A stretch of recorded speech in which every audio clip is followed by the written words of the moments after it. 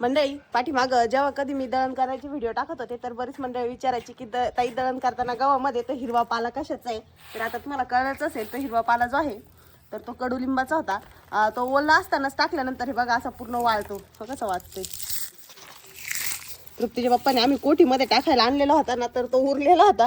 तो सगळा असा हिरवा वाळला आहे. तर तृप्तीच्या पप्पाने ते गव्हामध्ये टाकून मिक्स होऊन जाईन. बघा तो वाऱ्याने कसा उडू राहिला. तर असा पूर्ण हिरवाच राहतो तो पूर्ण गव्हात जोपर्यंत आपले गहू आपण कोठीमध्ये किंवा गोणीमध्ये भरून ठेवले एकदम मस्त. घ्यायचं का भरून आता. आणि इकडे नाही म्हणता जे कोणी मंडळी नवीन कुठी घ्यायचा विचार करीत असतील त्यांच्यासाठी एक लाख मोलाचा सल्ला. काय हो प्रत्येक जण काय करतं माहिती का कुठी घ्यायला जातं आणि कुठीचा पत्रा पाहतं. पत्रा किती जाड आहे, पत्रा चांगला आहे का नाही, किती दिवस टिकन. त्याच्यापेक्षा महत्वाचा विषय म्हणजे कुठीचा पाहायचा असं आहे या कड्या जवळ या कड्या ह्या व्यवस्थित आतमध्ये लावलेल्या पाहिजे. फक्त 1 वर्षभर कुलटी वापरली दुसऱ्या वर्षी या कड्या सगळ्या उपसून पडू राहिल्या. इडली उपसून पडली कारण त्या व्यवस्थित लावलेल्या नाही. कधी पण बाहेरची बाजू कशी अशी हे केलेली आहे जेणेकरून ती उपसून येणार नाही.